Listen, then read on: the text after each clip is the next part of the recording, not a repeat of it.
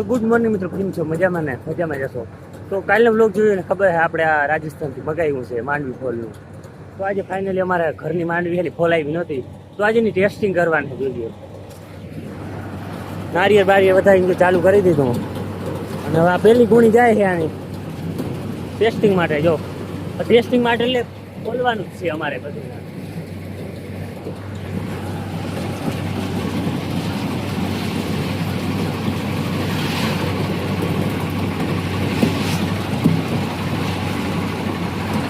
આવી રીતે કંઈક છે. જો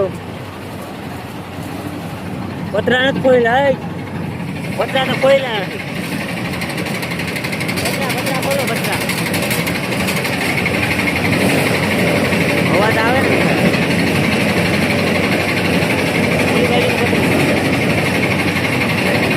પતરું ખોલવાનું આમ ઘણું ગોળ ગોળ ગોળ કાંઈ કર્યા તો અમુક ઢીલા રહી ગયા અવાજ આવે છે. જો હજી તો આપણે નાખવાનું ચાલુ કર્યું છે.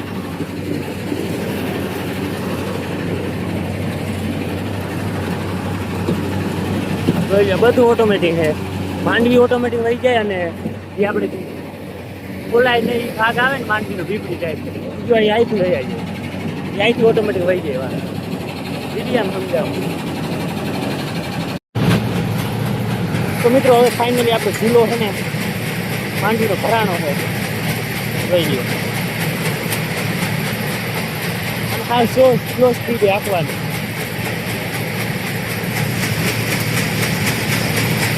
અહીંથી માંડવી નાખવાની.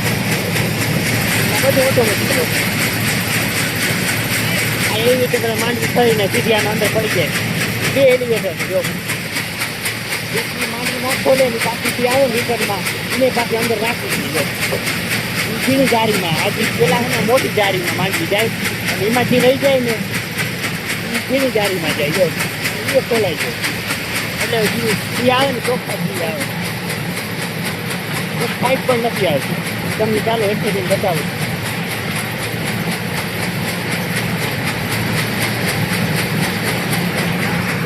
તો આવી રીતે કંઈક હાલે છે અમારે. હજી આ બોડીનું જ છે. અમારી માંડવી ખોલાઈ નથી, રાખી દીધી જ અમે. હવે આવી ગયો ને ખોલાવી અને હજી અડધી કલાક જેવું થયું હશે. જો પૂરી માથે પૂરી મેન તો સેટિંગ કરવાનું બધું બહુ વાર લાગી. જો આજે દેખાય રેવલ મૂક્યું ત્યાં રેવલ રાખવું પડે. જો કઈ જ આપણા સેન્ટરમાં રહીએ નગર એક બાજુ થાકી જાય.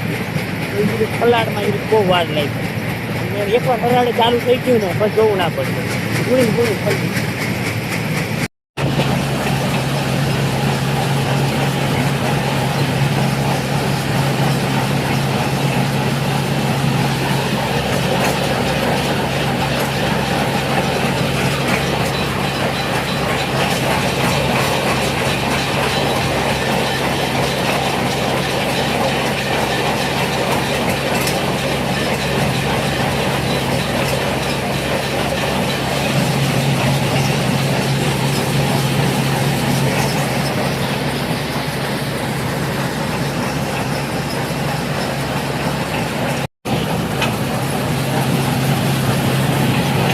क्यों हाल है?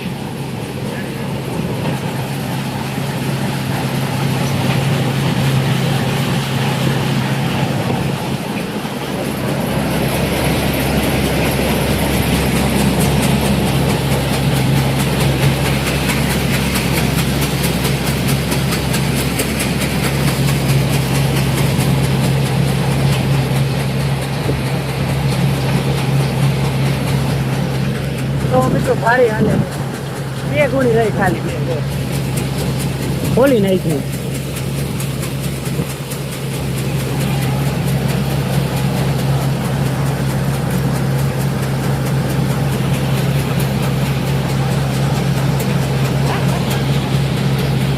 તો ફાઇનલ મિત્રો આપણે માંડવી ખોલી દીધી કમ્પ્લીટ. જોઈ લો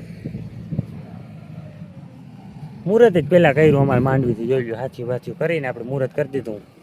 એ તમે આગળ જોયું જ છે. આપણે બધા કહેવાની જરૂર નથી. તો તમારે કોઈ માંડવી ખોલાવી હોય તો આપણે એ કામે સાચું લીધું છે. ઘરે તો જો કે નહીં જવાય, કેમ કે આ બહુ હાઈટ વાળું હોય અને સેટઅપ હરખો કરવો પડે. જોઈ લો આ પહેલાં તો બેલેન્સમાં રાખવું પડે. અને જો બેલેન્સમાં હોય ને તો જ હરખી આમ ઘૂમો છે ને તૈયાર થાય બી, એટલે તો જ આપણે કંઈક સારું રિઝલ્ટ મળે. નકર પછી જરીક આડબરું હોય ને તો પછી ઘૂમો હરખું હાલી ના શકે બી. એટલા માટે એવું કંઈક છે. તો તમારે કોઈ ખોલવી હોય માંડવી તો બસ ઘરે લઈ આવજો ભાઈ. અમે તો આમ તો જે ઘરે ઘરે જાય શકે, પણ હાઈટ વાળું રહ્યું ને એટલે જાય નહીં, હું મેળ ન આવે. બાકી તો ઘરે લઈ આવો ને એટલે બધું ઓકે થઈ જાય, ખોલાવી દેશું ઘરે જ. જોઈ લો જીસીબી આવ્યું આપણે, આ ગડારો છે ને એને ચડાવવા ખાતર ભરવાને આપણે.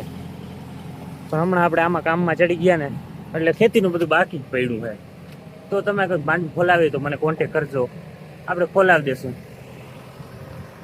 કેમ કે આપણે ઇન્સ્ટાગ્રામમાં વિડીયો મૂક્યો એટલે કોમેન્ટો બહુ જાજા આવતા હતા. મેં કીધું યુટ્યુબમાં તમને પર્સનલી કહી દો એટલે કંઈ તમારો સવાલ ના રહીએ મનમાં.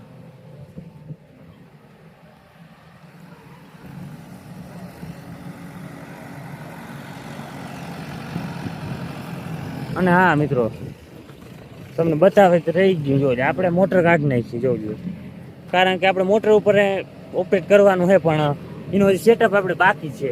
સોલારનું પ્લેટફોર્મ બની જાય, કેમ કે લાઇટ ઉપર હાલે પણ આપણે સોલાર ઉપર રાખવાની અમારે. એટલે એનું પ્લેટફોર્મ બની જાય ને લગભગ 43 જેવા સોલાર. આગલે વિડીયો એમ કીધું, એક ભાઈનો કોમેન્ટ હતો એમાં કે ભાઈ કેટલાનો શું ખર્ચો આવ્યો ને કઈ રીતે થયો. ભાઈ ખર્ચો તમારે બહુ જાજો આવી ગયો. પછી તમને ડિટેલિંગ કરે. સોલારનો ખર્ચો ભાઈ અમારે 1.5 લાખ આજુબાજુ આવ્યો છે બધું થઈને. સોલારના પ્લેટું ને ઓલું જે ડ્રાઈવ મેં બતાવ્યું ને એ થઈને એટલો ખર્ચો આવ્યો છે. તો એટલો કંઈક ખર્ચો આવે સોલાર પ્લેટમાં. ઘરની લાઇટ જોતી હોય તો 6 પેનલમાં થઈ જાય આખો લોડ.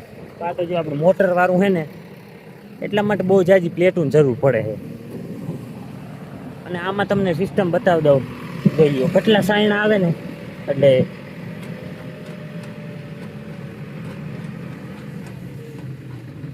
એક પછી એક લેયર આવે, એટલે ફાયદોનો સવાલ જ નથી. જોઈ લો ફાયદો નીકળી જ ના આવે. જો આમાં 4 સાયણા આવે. જો એક આ ઉપર 1 2 3 ને 4 સાયણા વાળું છે. જોઈ લો જે વાવવાનું બી હોય ને ચોખ્ખું એ જ આવે છે, બાકી કઈ આડવરું ફાયદું બાયડું ન આવે બીજા.